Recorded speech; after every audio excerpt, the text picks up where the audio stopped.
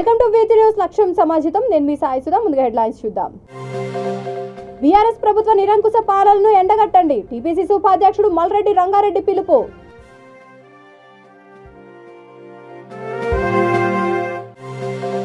Tailor కార్మికులకు ఆధునిక పనిముట్లతో training ఇప్పిస్తా. నకరేకల్ మాజీ ఎమ్మెల్యే వేముల వీరేశం వెల్లడి.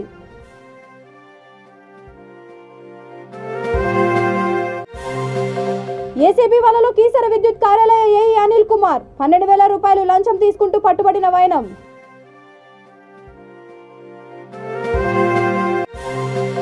తెలంగాణలో ఆడపిల్లలకు రక్షణ లేకుండా పోతోంది. వైఎస్ఆర్టీపీ మహిళా నాయకురాలు బెట్టిని లంకా ధ్వజం. ఇక డీటెయిల్స్ చూస్తే బీఆర్ఎస్ ప్రభుత్వ నిరంకుశ అక్రమ పాలనను ఎండగట్టాలని టీపీసీసీ ఉపాధ్యక్షుడు మల్రెడ్డి రంగారెడ్డి ప్రజలకు పిలుపునిచ్చారు. కాంగ్రెస్ పార్టీ చేపడుతున్న హాత్ సే హాత్ జోడో యాత్రను రంగారెడ్డి జిల్లా ఇబ్రహీంపట్నం నియోజకవర్గం పెద్ద అంబర్పేట్ మున్సిపాలిటీలో నిర్వహించారు. ఈ కార్యక్రమంలో ముఖ్య అతిథిగా పాల్గొన్న ఆయన ఇంటింటికి తిరుగుతూ ప్రజలకు భరోసా కల్పించారు. కాంగ్రెస్ హయాంలోనే నియోజకవర్గం అభివృద్ధి చెందిందని అన్నారు. ప్రభుత్వం దళితులకు తీవ్ర అన్యాయం చేస్తుందని ఆరోపించారు. కేసీఆర్ ప్రభుత్వానికి చరమగీతం పాడాల్సిన సమయం ఆసన్నమైందని అన్నారు. మిగులు బడ్జెట్ ఉన్న తెలంగాణను అప్పుల తెలంగాణగా మార్చారని మండిపడ్డారు. కార్యక్రమంలో పార్టీ నాయకులు, కార్యకర్తలు పెద్ద ఎత్తున పాల్గొన్నారు.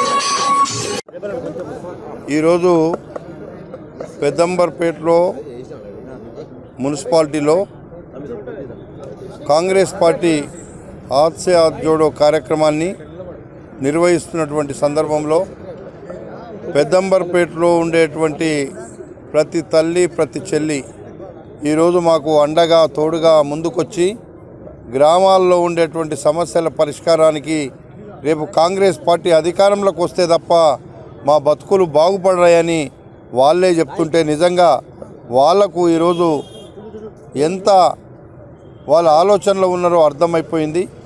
వాళ్ళు ఈరోజు టీఆర్ఎస్ ప్రభుత్వాన్ని ఎప్పుడెప్పుడు బొందబెట్టాలా అనేటువంటి ఆలోచనలో ఉన్నారు. డబ్బులు ఇచ్చి ఓట్లు కొనే సంస్కృతి ఉంది వాళ్లకు. ఆ డబ్బులన్నీ మన గుంజుకుంటాము, ఓటు కాంగ్రెస్కి వేస్తాము అనేటువంటి పరిస్థితి ఈరోజు ఉంది.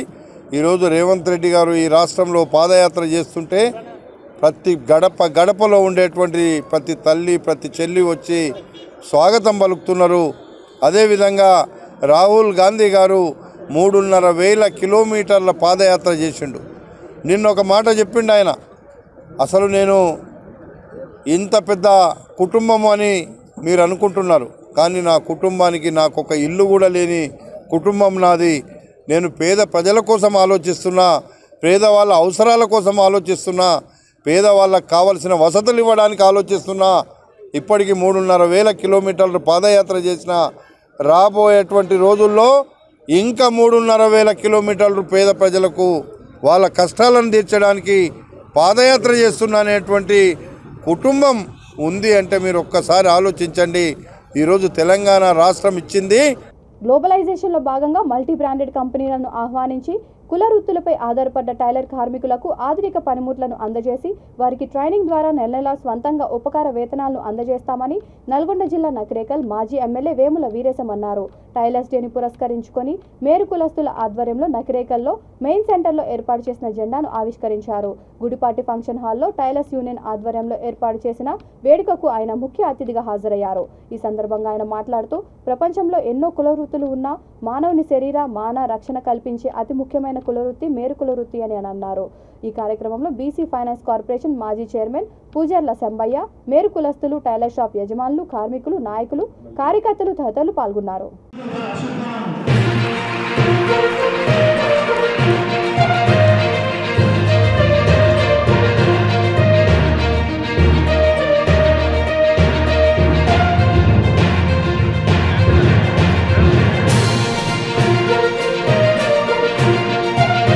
లీడర్లందరి పేరు చెప్పినా అందరికీ నమస్కారం.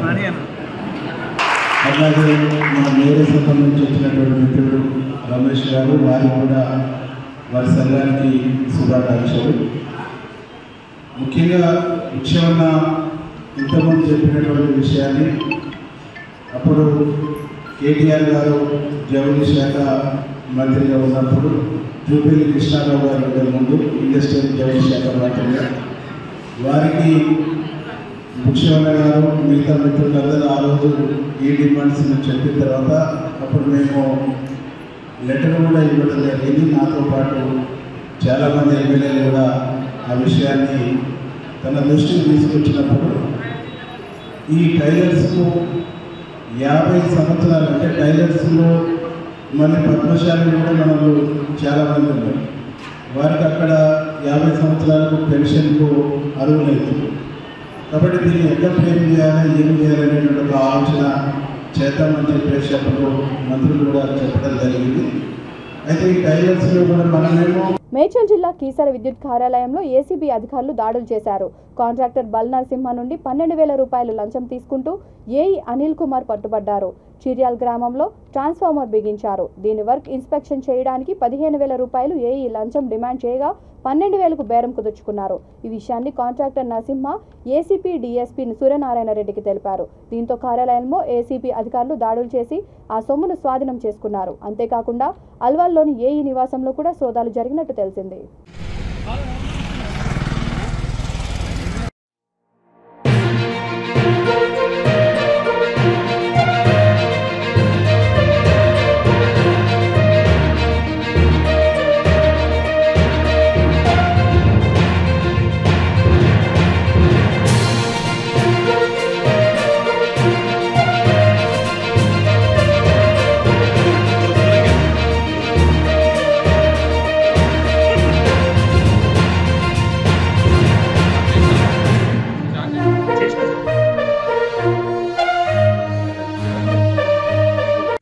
ఒక చీరియాల విలేజ్లో ఒక 63 kV సబ్స్టేషన్ ట్రాన్స్ఫార్మర్ వరకు ఒకటి ఎలక్ట్రిక్ కాంట్రాక్ట్ తీసుకున్నారు.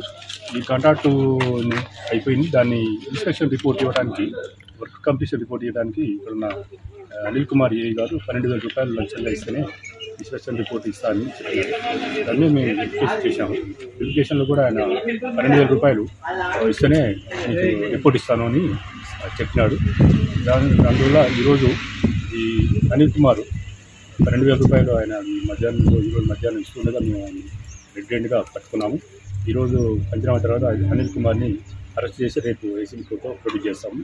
తర్వాత అక్కడి నుంచి రిమాండ్ కొరకు చెంచల్గూడ జైలు కూడా తీసుకెళ్తాము. ఈరోజు ఇంట్లో కూడా ఏమైనా అక్రమాస్తులు ఉన్నాయేమో దాని విషయంలో కూడా వాళ్ళ ఇంట్లో కూడా మేము సోదాలు చేస్తున్నాము.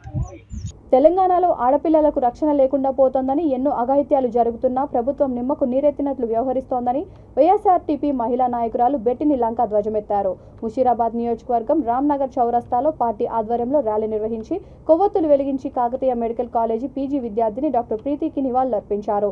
డ్రాగింగ్ కారణంగా ఆత్మహత్యా యత్నానికి పాల్పడ్డ ప్రీతి నాయక్ మృత్యుతో పోరాడి కన్నుమూయడం బాధాకరమని అన్నారు. ఇలాంటి ఘటనలు పునరావృతం కాకుండా ప్రభుత్వం పటిష్టమైన చర్యలు తీసుకోవాలని విజ్ఞప్తి చేశారు. ఈ కార్యక్రమంలో పార్టీ నాయకులు డాక్టర్ సుసిన్, నన్నేపల్లి గణేష్, షాహిద్, మార్టిన్, శ్రీకాంత్, లడ్డు తదితరులు పాల్గొన్నారు. నిన్నటి దినంన మరి డాక్టర్ ప్రీతి అనే మెడికో స్టూడెంట్ మరి ర్యాగింగ్ కారణంగా మరి ఆత్మహత్య చేసుకోవడం జరిగింది. మరి ఈరోజు మరి వైఎస్ఆర్ తెలంగాణ పార్టీ ముషీరాబాద్ నియోజకవర్గం మరి షర్మిలక్క అధ్యక్షతన మరి ఈరోజు మేము ఇక్కడ కాండోలెన్స్ మీట్ మరి జరిపించాలని మేము నిర్ణయించాము. కాబట్టి ఈరోజు మరి ఎంతో ఆడపిల్లలకు అసలు రక్షణ లేకుండా పోయింది. ఎందుకంటే ఆ అమ్మాయి అంటే ఇప్పుడు తల్లిదండ్రులు మరి బాగా చదివించి ఎన్నో లక్షలు ఖర్చు పెట్టి మరి ఈ విధంగా ఆడపిల్లల్ని మరి బలి చేసినట్టు అయిపోతుంది. ఈ ప్రభుత్వం మరి ఎందుకు మరి ఈ రక్షణ కల్పిస్తలేదో నాకు ఎంతగానో చాలా వేధిస్తున్నది, ఎంతో బాధ కలిగిస్తున్నది. మరి నేను ఈ గవర్నమెంట్ని ఒక్కటే కోరుతున్నాను, ఈ పోలీస్ డిపార్ట్మెంట్ ఒక్కటే కోరుతున్నాను, ప్రతి ఒక్క కాలేజెస్ దగ్గర మరి పోస్టులు మరి చెక్ పోస్టులు మరి డిప్లాయ్ చేయమని చెప్పేసి మరి వైఎస్ఆర్ తెలంగాణ పార్టీ ముషీరాబాద్ నియోజకవర్గం బెట్టిన లంక మరి డిమాండ్ చేస్తుంది. మరి అదేవిధంగా ఎవరైతే మరి ప్రతి ఒక్క కాలేజ్లో ఒక లీగల్ సెల్ అనేది పెట్టాలనేసి నేను మరి కాలేజ్ యాజమాన్యాలని డిమాండ్ చేస్తున్నాను. ఎందుకంటే ఒక గ్రీవియన్స్ సెల్ ఉండాలి, ప్రతి ఒక్క కాలేజెస్లో గ్రీవియన్స్ సెల్ ఉండాలి. మరి ఆడపిల్లలు చెప్పుకోవాలనుకుంటే ఒక గ్రీవియన్స్ సెల్ ఒక మహిళలకు ఒక సంబంధించి ఒక వాలంటీర్స్ని మరి పెట్టి ఎవ్రీ సాటర్డే ఒక గ్రీవియన్స్ సెల్ ఉంటే వాళ్ళ ప్రాబ్లమ్స్ చెప్పుకుంటారు ఆడపిల్లలు. కాబట్టి ఈ గ్రీవియన్స్ సెల్ ఇంకొక విషయం ఏంటంటే ఎప్పుడైతే మరి ఆడపిల్ల మరి కష్టమని మీ దగ్గరికి వచ్చిందో దాన్ని లైట్గా తీసుకోకూడదు. ఎందుకంటే దాని లైట్ తీసుకుంటే ఇదే విధంగా ఆమె కుమిలి మరి ఇలాంటి సంఘటనలు జరుగుతాయి. కాబట్టి ఒక ఆడపిల్ల మీ దగ్గరికి వచ్చి హెల్ప్ అని అడిగితే ఖచ్చితంగా మరి దాని వెనకాల ఏముంది మరి ఎంక్వైరీ చేసి మరి ముందుకు సాగాలని మరి దాని యాక్షన్ తీసుకోవాలని చెప్పేసి మరి ఆ యాజమాన్యాలు కానీ ఎవరైనా పోలీస్ డిపార్ట్మెంట్ని కానీ డిమాండ్ చేస్తున్నాను. సో మీరందరూ ఇక్కడ వచ్చినందుకు మరి ధన్యవాదాలు. ప్రీతి నాయక్ చనిపోయిన విషయము ప్రతి ఒక్కరికి కూడా తెలిసిన విషయమే. కాబట్టి ఆమె విషయంలో అందరూ ప్రతి ఒక్కరు కూడా ఆత్మశాంతి కొరకు ప్రార్థించమని అడుక్కుంటున్నాను. ఆ కుటుంబం కొరకు కూడా ప్రార్థించమని అడుక్కుంటున్నాను. మరి తల్లిదండ్రులు ఎంతో బిడ్డను ప్రేమించి చక్కగా అంత చదివించినప్పటికీ ఏమి లాభం లేకపోయింది. కాబట్టి ప్రతి ఒక్కరు కూడా మరి స్త్రీని కానీ బాలికని కానీ మరి వాళ్ళను ఎంతో చక్కగా మరి ప్రేమించమని అడుక్కుంటున్నాను. వారికి ఏదైనా కష్టం వచ్చినప్పుడు అందరూ ఏకగ్రీవంగా బిడ్డలను ఆదుకోవాలి, ఏ కష్టం రాకుండా చూసుకోవాలి. ఎందుకంటే అక్క చెల్లెళ్ళు ప్రతి ఒక్కరికి అక్క చెల్లెళ్ళు ఉన్నారు, తల్లి ఉన్నది. కాబట్టి అది ఒక్కసారి మనం జ్ఞాపకం చేసుకొని ముందుకు సాగాలి. వారి కొరకు మనము మరి ప్రతి పాప కాలేజీలలో చదువుకునే పాపలు ఎంతోమంది బలైపోతున్నారు. కాబట్టి ప్రతి ఒక్కరి కొరకు మరి మనం అందరము కూడా ముందుకు సాగాలని వేడుకుంటున్నాను. వరంగల్ పీజీ వైద్య విద్యార్థి ప్రీతి మృతికి కారణమైన సైఫ్పై తక్షణమే చట్టపరమైన చర్యలు తీసుకొని కఠినంగా శిక్షించాలని బీఎస్పీ నల్గొండ జిల్లా మహిళా కన్వీనర్ పోకల ఎలిజబెత్, నియోజకవర్గ ఇన్ఛార్జ్ ప్రియదర్శిని మేడి ప్రభుత్వాన్ని డిమాండ్ చేశారు. చిట్యాలలో పార్టీ మండల కమిటీ ఆధ్వర్యంలో విద్యార్థులు యువకులతో కలిసి కొవ్వొత్తులతో ర్యాలీ నిర్వహించారు. అనంతరం కూడలిలో ప్రీతి చిత్రపటానికి పూలమాలలు వేసి నివాళులర్పించారు. ఈ సందర్భంగా వారు మాట్లాడుతూ ఈ ఘటనకు బాధ్యత వహిస్తూ రాష్ట్ర హోంశాఖ మంత్రి వెంటనే రాజీనామా చేయాలని డిమాండ్ చేశారు. నిందితుడు మైనారిటీ వర్గానికి చెందినవాడు కావడంతో ర్యాగింగ్, ఆత్మహత్యాయత్నం అనే మాటలతో ఈ విషయాన్ని తప్పుదోవ పట్టించే ప్రయత్నం జరుగుతోందని వాపోయారు. ఈ కార్యక్రమంలో పార్టీ నియోజకవర్గ నాయకులు, కార్యకర్తలు తదితరులు పాల్గొన్నారు.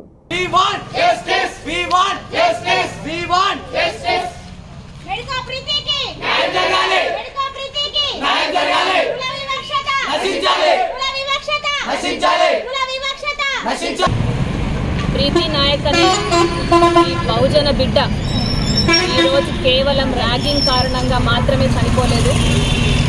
ఈ బిడ్డ కుల వివక్షకు గురై నిజంగా అక్కడ ఉన్నటువంటి సీనియర్ల ద్వారా ర్యాగింగ్ చేయబడుతూ, కానీ లోపల జరిగింది ఏంటంటే ఏ కులానికైతే ఈ బిడ్డ చెందిందో ఈ కులానికి పట్ల సమాజంలో ఉన్నటువంటి ఒక చిన్న చూపు వల్లనే ఈ బిడ్డ ఈరోజు ప్రాణాలు కోల్పోవడం జరిగింది.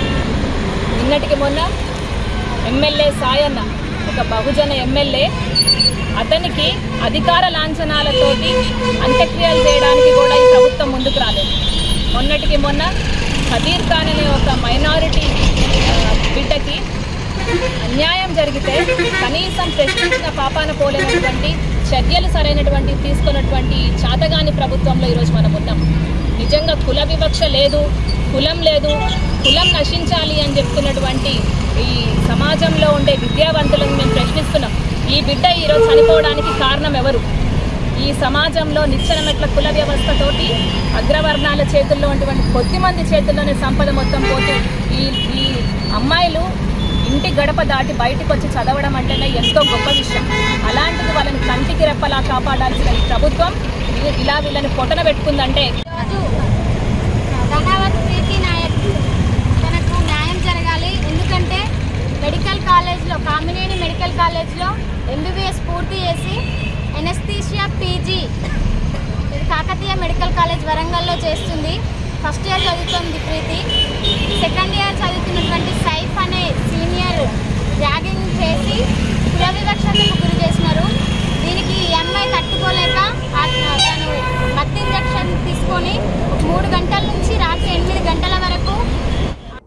తొలి వెలుగులు పంచిన పెద్దపల్లి జిల్లా రామగుండం ప్రాంతం తెలంగాణ రాష్ట్రం ఏర్పడ్డాక అంతకారమవుతోందని బీజేపీ సీనియర్ నాయకుడు కౌశిక్ హరి ఆరోపించారు. రామగుండంలో ఏర్పాటు చేసిన విలేకరుల సమావేశంలో ఆయన మాట్లాడుతూ రామగుండంలోని బి థర్మల్ విద్యుత్ కేంద్రాన్ని కొనసాగించాలని 800 మెగావాట్ల కొత్త థర్మల్ ప్లాంట్ను ఏర్పాటు చేయాలని డిమాండ్ చేశారు. లేని పక్షంలో మార్చి మొదటి వారంలో ప్రజలతో కలిసి ఉద్యమ కార్యాచరణ చేపడతామని హెచ్చరించారు. స్థానిక ఎమ్మెల్యే రామగుండంపై చిన్నచూపు చూస్తున్నారని ధ్వజమెత్తారు. ఈ సమావేశంలో 22వ డివిజన్ కార్పొరేటర్ కౌశికలత, నాయకులు మద్దికుంట శంకర్, కుక్క గంగా ప్రసాద్, దారంగుల కుమార్, నిమ్మరాజుల రవి, మల్లంపల్లి అనసూయ, వసంత తదితరులు పాల్గొన్నారు.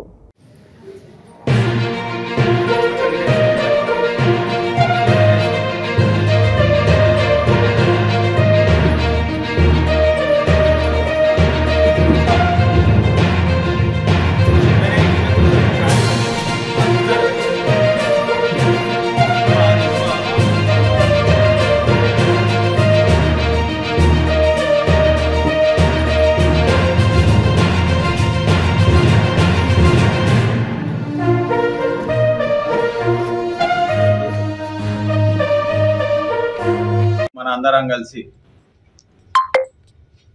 చాలా ఏళ్ళుగా ఉన్నటువంటి సమస్య తెలంగాణ రాష్ట్రం కావాలని చెప్పి అందరం కలిసి కొట్లాడినాం. తెలంగాణ రాష్ట్రం వస్తే నీళ్లు, నిధులు, ఉద్యోగాలు, నియామకాలు, బంగారు రోడ్లు, బంగారు గొలుసులు ఇవన్నీ అయితాయని మనను అరిచేతుల వైకుంఠం చూపెట్టేసి కేసీఆర్ గారు మనందరినీ కూడా మోసం చేసిండు. మోసం చేసినాక ఏవేవైతే అప్పుడు ఉద్యమంలో చెప్పిన మాటలు కావచ్చు, ఉద్యమం అయిపోయిన తర్వాత తెలంగాణ వచ్చిన తర్వాత వారు ఇచ్చినటువంటి హామీలు, అనేకమైన హామీలు, అలా మొదటిది దళితుని ముఖ్యమంత్రి చేస్తా అని చెప్పేసి, దళితులకు 3 ఎకరాలు ఇస్తా అని చెప్పేసి, ఇంటికో ఉద్యోగం ఇస్తా అని చెప్పి, అందరికీ డబుల్ బెడ్రూమ్లు ఇస్తా అని చెప్పేసి నానా రకాలమైన హామీలు ఇచ్చి ప్రజలందరినీ మోసం చేసిండు. ఇవన్నీ కూడా మనందరికి కనబడతా ఉన్నాయి. ఆయన ఏ విధంగా మోసం చేసిండు, ఆయన కుటుంబాన్ని ఏ విధంగా పెద్దగా చేసుకున్నాడు అనేది అందరికి ఓపెన్ సీక్రెట్. కానీ ఇవాళ తెలంగాణ వచ్చి ఎంతమందికి లాభమైందో లాభం కాలేదో కానీ మా రామగుండంకు మాత్రం తెలంగాణ వచ్చినాక మా రామగుండం మొత్తం అంధకారం అయిపోయింది. అత్యంత నష్టం రామగుండం పట్టణానికి జరిగింది, రామగుండం పారిశ్రామిక ప్రాంతానికి జరిగింది. ఏదైతే తెలంగాణ రావడానికి ముందే, అనౌన్స్ కావడానికి ముందే కిరణ్ కుమార్ రెడ్డి గారు ముఖ్యమంత్రి ఉన్నప్పుడు, అదేవిధంగా గౌరవ శ్రీధర్ బాబు గారు అప్పుడు మంత్రిగా ఉండే, వారిద్దరి సహకారంతో మేమందరం రామగుండం ప్రజలను తీసుకొని అనేక దఫాలుగా మంత్రి శ్రీధర్ బాబు గారు కలిసి, తర్వాత పెద్ద ఎత్తున ఒక 2000 మంది ఇక్కడి నుంచి రామగుండం ప్రాంతంకి వెళ్ళి, పల్లెల నుంచి వెళ్ళినాం, గోదరకల్ నుంచి వెళ్ళినాం, రామగుండం పట్టణం నుంచి పెద్ద ఎత్తున వెళ్ళి అక్కడ ముఖ్యమంత్రి గారి కలవంగానే ఏదైతే మా అందరి ప్రధాన సమస్య, మేము పోయినటువంటి సమస్య ఆ రోజు వీపవర్ రోజు ఎక్స్పాన్షన్. ఎందుకంటే అప్పటి వరకు ఈ వీపవర్ రోజు మూసుకపోయే పరిస్థితులు ఉన్నది. ఒకప్పుడు భారతదేశానికి కానీ ఆంధ్రప్రదేశ్కి కానీ మొదలు వెలుగులు ఇచ్చినటువంటి ప్రాంతం. అప్పుడు 73లో దీపో రోజు 62.5 మెగావాట్స్ ఉండే. దానికంటే ముందు స్వాతంత్రం రాకముందే ఇక్కడ ఏపో రోజును శంకుస్థాపన జరిగింది. తర్వాత అది మన రాష్ట్ర ప్రభుత్వం ఆధీనంలో పనిచేసింది, అది మూసిపోయింది.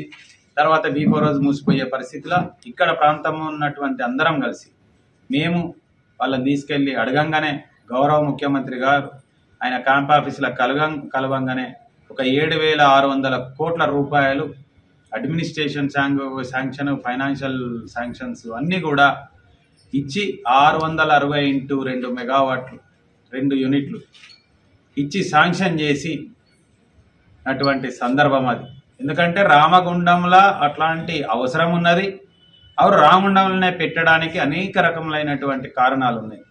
ఇవాళ ఇంత పెద్ద ప్లేస్ ఉంది ఆల్రెడీ ఏపీఎస్సీబీ ఇప్పుడు ఉన్నటువంటి జెన్కోకు, ఆ ప్లేస్ ఉంది, వాటర్ అలొకేట్ ఉంది, క్వార్టర్స్ ఉన్నాయి, అడ్మినిస్ట్రేషన్ బ్లాక్లు ఉన్నాయి, కోల్ లింకేజ్ ఉన్నది, నీళ్లు కావాలంటే నీళ్లు ఉన్నాయి, మ్యాన్ పవర్ ఉంది ఇక్కడ, ఇవన్నీ ఉండి రోడ్ ఫెసిలిటీ ఉన్నాయి, కాలనీ ఉన్నది, రైల్వే ట్రాక్ ఉన్నది. ఇవన్నీ ఉన్న పరిస్థితులలో ఆ రోజు 2 రూపాయలకే 2 రూపాయల లోపట్నే కరెంటు ఉత్పత్తి యూనిట్ అయ్యే పరిస్థితి ఉంది. రాష్ట్ర విభజనకు ముందు తెలుగుదేశం అధ్యక్షుడు మాజీ ముఖ్యమంత్రి చంద్రబాబు నాయుడు తెలంగాణలో చేసిన అభివృద్ధిని ప్రజల్లోకి విస్తృతంగా తీసుకువెళ్తామని కుత్బుల్లాపూర్ నియోజకవర్గంలోని 130వ డివిజన్ పార్టీ మహిళా నాయకురాలు తులసి అన్నారు.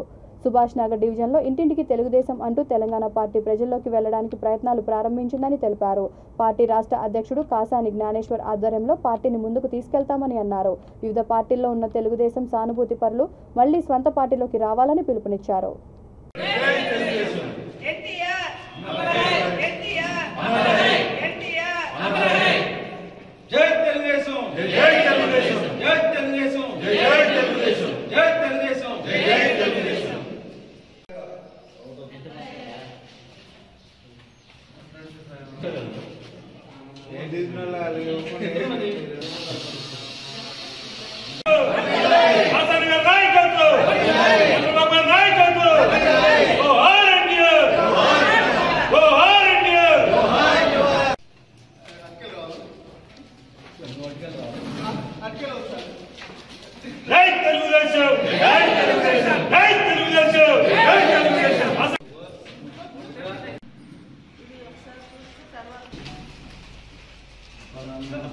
అందరికీ అక్కడ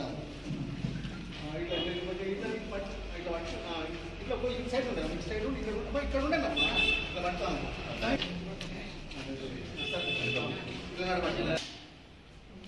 చెప్పండి.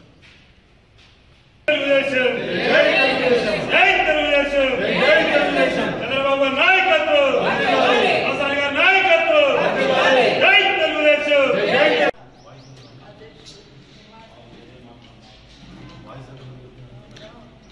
నాయకత్వం, జై తెలుగుదేశం.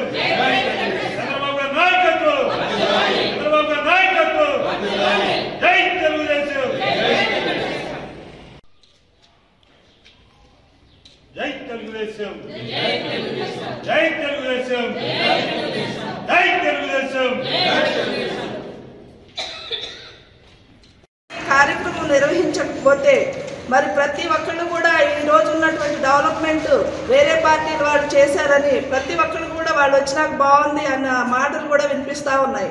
కానీ ఆ రోజు చంద్రబాబు నాయుడు గారి హయాంలో 2020 విజన్ పెట్టుకొని స్వర్ణాంధ్రప్రదేశ్ వైపుగా అడుగులు వేయాలని చెప్పి మరి ఆ రోజు నేను తీసుకున్న నిర్ణయము ఈ రోజు తెలంగాణ రాష్ట్రాన్ని అభివృద్ధి పదంలో దళిత బంధు అధికార పార్టీ నాయకులు కార్యకర్తలకు మాత్రమే ప్రయోజనం చేకూరుతోందని పలువురు బీజేపీ నాయకులు ఆరోపించారు. హైదరాబాద్ కావడిగూడ డివిజన్ అడ్వకేట్ కాలనీలో ప్రజాగోస బీజేపీ భరోసా కార్యక్రమంలో భాగంగా కార్నర్ మీటింగ్ జరిగింది. ఈ సమావేశంలో పాల్గొన్న పలువురు నాయకులు రాష్ట్ర ప్రభుత్వం ప్రజలను ఎన్ని రకాలుగా మోసం చేసిందో వివరించారు. ప్రధాని మోడీ చేసిన అభివృద్ధిని వెల్లడించారు. కార్యక్రమంలో స్థానిక కార్పొరేటర్ రచనశ్రీ, పార్టీ నాయకులు, కార్యకర్తలు పాల్గొన్నారు. లేని అవినీతి పాలన నిర్వహిస్తున్నారు. మోడీ గారు 9 సంవత్సరాల పాలనలో మహిళలకు ఉచిత డాసు, బాలింత తిడ్లు, రైతులకు 6 ఎకరాల నిధులు కేటాయిస్తున్నారు. మన కరోనా కాలంలో కూడా మన మోడీ గారు ప్రతి మనిషికి ఫ్రీ వ్యాక్సిన్ ఇచ్చాడు. అలాగే ఈ రోజు వరకు కూడా ప్రతి పేద కుటుంబానికి 5 కిలోల బియ్యం కూడా ఈ రోజు వరకు కూడా ఇస్తున్నారు. కానీ అలాగే మన నరేంద్ర మోడీ గారు ఎన్నో పథకాలు, ఆయుష్మాన్ భారత్, ఈశ్రమ్ కార్డ్ ఎన్నో నిర్వహించారు. మన బస్తీలో కూడా ఆయుష్మాన్ భారత్ మొదనే పెట్టడం జరిగింది. దాంట్లో 200 వరకు కూడా కావడం జరిగింది. మీరు అందరు తీసుకున్నందుకు ధన్యవాదాలు. కానీ మన తెలంగాణ ప్రభుత్వం కేసీఆర్ గారు మన రాష్ట్రంలో 5 లక్షల కోట్లు అప్పు చేసి నేనే ఈ దేశంలో నంబర్ 1 అని గొప్పలు చెప్తున్నారు. కానీ ఎలక్షన్స్ వచ్చే ముందు ఎన్నో హామీలు ఇచ్చారు. దళిత బంధు అని, డబుల్ బెడ్రూమ్స్ అని, అలా ఎన్నో హామీలు ఇచ్చి ఇప్పటివరకు కూడా తవాడో డివిజన్ అని ముషిరాబాద్ కాన్ఫరెన్స్లో ఎవరి దూర దళిత బంధు అని, డబుల్ బెడ్రూమ్ ఇప్పటివరకు కూడా రాలేదు. కావున మీరందరూ ప్రజలందరూ దీనిపై ఆలోచించాలి. మన ఒక బస్తీలో అభివృద్ధి చెందాలంటే అది బీజేపీతోనే సాధ్యమవుతుంది అని తెలియజేస్తున్నాను. ఈ యొక్క బస్తీ అడ్వకేట్ కాలనీలో రోడ్ శాంక్షన్ అయి జరిగింది. కానీ దాని ముందు నేను ఒక వాటర్ వర్క్స్, డ్రైనేజ్ సమస్య కానీ వాటర్ సమస్య ఫస్ట్ అది సాల్వ్ చేద్దామని చేసి దాని తర్వాత రోడ్డు వేపించడం జరుగుతుంది. దానికి 3-4 months పడుతుంది. ధన్యవాదాలు. భారత్ మాతా కీ జై. అంతర్జాతీయ మహిళా దినోత్సవం సందర్భంగా మహిళా దినోత్సవ వేడుకలు ఈ నెల 4, 5, 6 తేదీలలో నాంపల్లి తెలంగాణ గెస్టెడ్ భవన్లో నిర్వహించనున్నారు. ఈ మేరకు పలు శాఖలకు చెందిన మహిళా గెస్టెడ్ అధికారులు ఈ వేడుకలకు సంబంధించిన పోస్టర్ను విడుదల చేశారు.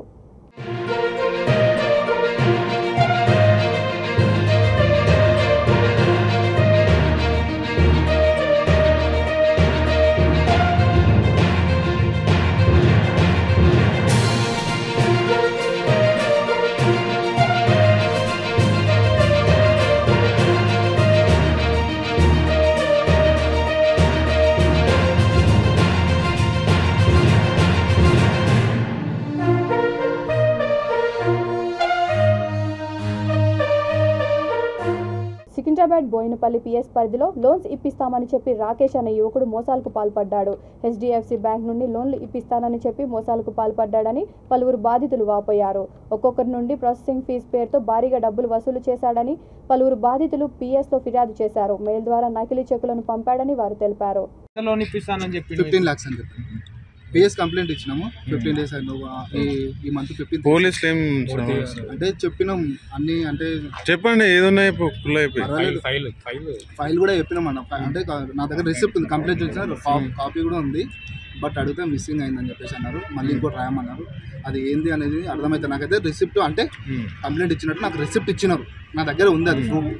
అడిగితే అట్లా అంటున్నారు. ఎవరంటారు అట్లా? మూర్తి సార్. ఏ మూర్తి సార్? ఏపీఎస్ ఇక్కడ బోయినపల్లి ప్లేస్. కంప్లైంట్ కాపీ అట్లా ఏ జన్మలనే బాగా ఏదో 4 కోట్లు ఎత్తుకెళ్తాను అంటే ఏముందబ్బా ఒక మడిగా అమ్మేస్తే అయితే ఆటో డ్రైవర్ నుంచి కావాలి, స్పాట్లో కావాలి, ఏమంటారు అడగండి అంటే చనిపోయినాం. సండే మండే రోజు అడిగినా, నాకు మండే రోజు కావాలి అంటే మేడం మీరు ఎప్పుడు ఇస్తారు అంటే సాటర్డే ఇస్తాను, నాకు వెనస్డే వస్తుంది కానీ సాటర్డే ఇస్తా అన్నా. అంటే సాటర్డే అంటే మేడం 2000 ఎక్స్ట్రా తీసుకుంటారు అన్నారు. సరే అని నేను ఇప్పుడు ఎన్ని మంత్స్ అవుతుందో 16,000కి 74,000 ఇంట్రెస్ట్ కడుతూనే ఉన్నా నేను. ఇంకా వీక్లీ అతను చాలా మంచోడు, ఫైనాన్స్ కానీ ఆయన వేరే దగ్గర తీసుకొచ్చి ఇచ్చిండు కదా. న్యాయంగా నేనుంటే వీళ్ళు నాకు టోపీ పెట్టినట్టు చేసి కంప్లైంట్ ఇచ్చారా మరి మీరు? అసలు మేము ఇప్పటి వరకు పోలీస్ స్టేషన్ అనేది మాకు తెలియదు, ఏదో పని చేసుకుంటా మేము ఉంటున్నాం. అలాంటప్పుడు చేయడం కట్టడమే సరిపోతుంది. ఇదంతా ఎట్లా ఆన్లైన్లో చేసారా, క్యాష్ ఇచ్చారా? కొన్ని క్యాష్ ఇచ్చినాం. మరి అది కాక మా వారేమో అందరు మా చుట్టాల దగ్గర నాకు హెల్త్ బాగాలేదు, ఒక 5,000 కావాలండి. ఎవరి దగ్గర బయట వాళ్ళ దగ్గర ప్లస్ మా చుట్టాల దగ్గరనే 5,000 2,000 కావాలి అని వాళ్ళ చుట్టాల దగ్గర తీసుకుని కడితే వాళ్ళు ఏమంటారంటే వీడేం చేస్తున్నాడు, వీడేం పని చేయట్లేదు కదా, ఏదో లాస్ అయిపోయిండు, ఎందుకు అందరినీ డబ్బులు అడుగుతున్నారు అని మా చుట్టాలని అంటే మేము బ్లేమ్ అయిపోయినాం. పర్వాలేదు, ఇవ్వలేకపోతే మేమేం తినలేదు తాగలేదు, దీని గురించి కదా ఎట్లా అట్లా మనము సెట్ అయిపోతాం కదా. రాకేష్ మీద ఇచ్చినాం, అప్పుడు గొడవ అయిపోయింది, మాకు ఎందుకు తలకేదో ఏమన్నా ఫోన్లే అని వదిలేసుకున్నాం. కానీ నా పేరు కిరణ్ కుమార్. లోన్ ఇస్తానని చెప్పి రాకేష్ అనే వ్యక్తి మోసం చేశాను నేను. నెక్స్ట్ వచ్చేసి నాకు చెక్కులు కూడా ఇచ్చాడు, 75,000కి చెక్కులు ఇచ్చాడు. ఆ చెక్కులు కూడా మొత్తం ఫేక్ చెక్కులు, కరెక్ట్ చెక్కులు కాదు. నాకు మొత్తం లోన్ చేస్తాను మొత్తం అన్నీ కూడా ఇచ్చాడు, ఏది కాలేదు. మరి అక్కడ ఇచ్చిన చెక్కులు అన్నీ ఉన్నాయి నా దగ్గర. బాగా మోసం చేసి అందరిని ఎక్కడ తిరుగుతూ ఉన్నాడు రోడ్లు అంతా. అది చెప్పేసాడు అంటే జరిగిన విషయం చెప్పారు. బాగా ఇచ్చారు, ఏం జరిగింది? ఇచ్చి కూడా డిసెంబర్ 22 తారీఖు ఇచ్చాను సార్. 3 నెలల నుంచి బాగా చెప్తాను. క్యాబ్ సార్ నాది హైదరాబాద్లో మాదాపూర్లో ఉండేది. నా క్యాబ్ బుక్ చేసుకున్నాడు ఒక రోజు. నెల రోజులు రూపాయి డబ్బులు ఇవ్వకుండా పెట్రోల్ కొట్టించుకొని తిప్పుకున్నాడు. మొత్తం షిరిడి వెళ్ళాడు, నాసిక్ అన్నీ తిరిగి వచ్చాడు దేశం అంతా. ₹1 డబ్బులు కూడా ఇవ్వలేదు, అన్నీ నేనే పెట్టుకున్నాను డబ్బులు కూడా. అంటే మీకు మరి అన్ని రోజులు తింపడానికి మీకు నమ్మకం ఎట్లా కుదిరింది? నమ్మకం అంటే మామూలుగా పెట్రోల్ అది కొట్టిస్తూ ఉన్నాడు. మామూలుగా వెళ్ళాక బిల్లు ఇస్తాడు అనుకున్నాం. మామూలుగా మనకేం అవసరం, దారిలో ఖర్చులు ఏముంటాయో వెళ్ళాక డబ్బులు ఇస్తాడు అనుకున్నాము. డబ్బులు ఇవ్వలేదు, మళ్ళీ దారిలోనే లోన్ ఇస్తామని చెప్పి సర్చ్ చేసి మోసం చేశాడు. ఎన్ని డబ్బులు తీసుకున్నాడు? మొత్తం నా దగ్గర 25,000 క్యాష్ ఇస్తున్నాడు, 55,000 రూపాయలు నాకు కారు తిప్పిన డబ్బులు కావాలి. ఇట్లా మీతో పాటు ద్వారానే పరిచయం అయిందా మీకు? క్యాబ్ ద్వారా పరిచయం. ఇంకా మీతో పాటు ఇంకెవరు ఉన్నారని చెప్పని మీరు తెలుసుకున్నారా? మాతో పాటు ఎవరు ఉన్నారంటే మాకు అప్పుడు ఎవరు చెప్పలేదు సార్. మామూలుగా మాకు రోడ్డు మీద పరిచయం కదా, దానివల్ల ఎవరు ఆయన ఆఫీస్ అడ్రస్ అంతా మీకు తెలుసా? తెలుసండి. కంప్లైంట్ ఏమైనా రేజ్ చేశారా పోలీస్ స్టేషన్? బోయినపల్లి పిఎస్లో కంప్లైంట్ ఇచ్చాం సార్. రికార్డ్స్ అన్ని కూడా నా దగ్గర ఉన్నాయి. అండ్ అతను మేము మెసేజ్ చేస్తే కాల్కి రెస్పాండ్ అవునప్పుడు మేము మెసేజ్ చేస్తాం. మెసేజ్ కూడా ఎలా రిప్లై ఇచ్చాడు అనేది కూడా మా దగ్గర ప్రూఫ్స్ ఉన్నాయి. ఇప్పుడు పేమెంట్ అంతా ఆన్లైన్. కంప్లైంట్ చేస్తాం అన్నప్పుడు అతను మాకు ఇచ్చిన వార్నింగ్ ఏంటంటే, మీరు వెళ్ళి బోయినపల్లి పిఎస్లో కంప్లైంట్ ఇవ్వండి, బోయినపల్లి రీజన్ దాటి మీరు ఎలా బయటకు వెళ్తారా అని చెప్పి మీకు థ్రెడ్ కూడా ఉందని చెప్పేసి అతను మళ్ళీ మాకు వార్నింగ్ ఇవ్వడం జరుగుతుంది. అన్న, నా పేరు చందు, ఇక్కడ సంతనగర్లో ఉంటాను. ఆయన రాకేష్ ద్వారా నేను ఒక 5 lakhs వరకు మోసపోయాను అనమాట. లోన్ ఇప్పిస్తానని చెప్పేసి తీసుకున్నాడు అమౌంట్. అంటే డైలీ కొంత అడుగుతున్నాడు. ఒకటేసారి 5 lakhs అంటే మేము కూడా ఇవ్వలేకపోయేవాళ్ళం. కాకపోతే ఎమోషనల్ బ్లాక్మెయిల్ చేసి నేనేం చేశానంటే, డబ్బులు లేకపోతే బయట too much interest 10 rupees 15 rupees అట్లా ఇంట్రెస్ట్ తెచ్చుకున్నాను. మా వైఫ్ గోల్డ్ కూడా మొత్తం పెట్టానన్న, మొత్తం గోల్డ్ పెట్టేసి కూడా తీసుకొచ్చినాను. ఒక మంగళసూత్రం తప్ప మా వైఫ్ పైన ఒక చిన్న దుద్దులక నుంచి అన్ని బంగారం పెట్టి తీసుకురావడం జరిగింది. అతనికి ఇచ్చిన ఇంకొకటి, మా వైఫ్ 6 months ప్రెగ్నెంట్ ఉన్నప్పుడు లోన్ అప్లై చేసినాం జూలై 10th. ఏం చెప్పానంటే, అన్న 1 monthలో లోన్ వస్తుంది కదా అంటే, కంపల్సరీ ట్రస్ట్ చేసుకో చందు, కంపల్సరీ లోన్ వస్తుంది అని చెప్పేసి చెప్పింది. సరే అని చెప్పేసి, సరే అన్న ట్రస్ట్ చేస్తున్నాం లేదు పడతాంలే అని చెప్పేసి మా వైఫ్ పేరు మీద మీ లోన్ అప్లై చేస్తాను అని చెప్పేసి అన్నాను. సరే అన్న పర్వాలేదు, ఎట్లయినా పర్వాలేదు చెయ్యండి అని చెప్పేసి చెప్పాను అనమాట. మా వైఫ్ నైట్ 9:30 ఆ టైంలో తీసుకెళ్ళి ఫ్రైడే రోజు, జూలై 10th రోజు ఫ్రైడే రోజు తీసుకెళ్ళి చేపిస్తే, ఆమెకు 1 month లోపు వస్తా అని చెప్పిన పైసలన్నీ నేను ఏం చేసిన, డెలివరీ కోసం దాచుకున్న డబ్బులు మొత్తం ఖర్చు పెట్టేసిన. ఆ చివరికి November 6th రోజు శేఖర్ హాస్పిటల్ అని బోయినపల్లిలో ఉంటుంది. అందులో మా వైఫ్ని జాయిన్ చేసినప్పుడు చిల్లు అంటే 1 rupee కూడా లేదు. కాల్ చేస్తే కాల్కు రెస్పాండ్ లేదు, ఏమీ లేదన్నమాట. చాలా వరకు టూ మచ్ అంటే ఫ్యామిలీ మొత్తం డిస్టర్బ్ అయిపోయింది. అది ఫేక్ మెయిల్స్ పంపించి అమౌంట్ రిఫర్ చేయడం, ఇంత కావాలి అమౌంట్ అని చెప్పేసి. ఇంకో ఇవి మొత్తం అమౌంట్ డేట్స్ అన్నమాట, ఏ మంత్లో ఎంత సెండ్ చేసినాం అని చెప్పేసి. ఇది రాకేష్ అంటే 60,000 20,000 ట్రాన్సాక్షన్స్ ఇవన్నీ. ఫోన్పే అంటే గూగుల్ పే యూజ్ చేస్తే గూగుల్ పే నెంబర్కి ట్రాన్సాక్షన్ చేసినాం అన్నమాట. 9,000 తర్వాత 10,000 మొత్తం. మీరే లోన్ తీసుకునేటోళ్ళు, మరి ఇవన్నీ డబ్బులు ఎందుకు వేసుకున్నారు? ఇవన్నీ డబ్బులు ఎందుకు వేసుకుంటే ప్రాసెస్ ఫీజు కావాలి. ఇప్పుడు ఇవన్నీ అమౌంట్ మొత్తం రీఫండబుల్ అమౌంటే. ఇవన్నీ అమౌంట్ రీఫండబుల్. ఇప్పుడు మీరు 15 lakhs లోన్ అప్లై చేశారు కదా, ఈ 5 lakhs కూడా కలిపి వస్తాయన్నమాట మీకు. అట్లా అని చెప్పి తీసుకున్నాడు అన్నమాట. బులెటిన్ ముగించే ముందు హెడ్లైన్స్ మరొకసారి. బీఆర్ఎస్ ప్రభుత్వ నిరంకుశ పాలనను ఎండగట్టండి, టీపీసీసీ ఉపాధ్యక్షుడు మల్రెడ్డి రంగారెడ్డి పిలుపు.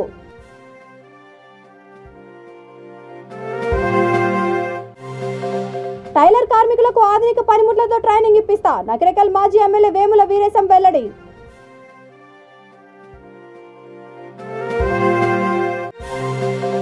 ఏసీబీ వలలో కీసర విద్యుత్ కార్యాలయ ఏఈ అనిల్ కుమార్ 12,000 రూపాయలు లంచం తీసుకుంటూ పట్టుబడిన వైనం.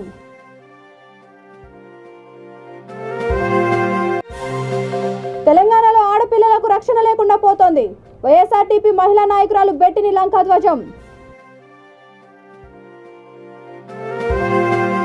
ఈ బులెటిన్ ఇంతతో సమాప్తం. మరొక బులెటిన్తో మళ్ళీ కలుద్దాం. అంతవరకు చూస్తూనే ఉండండి V3 న్యూస్, లక్ష్యం సమాజితం.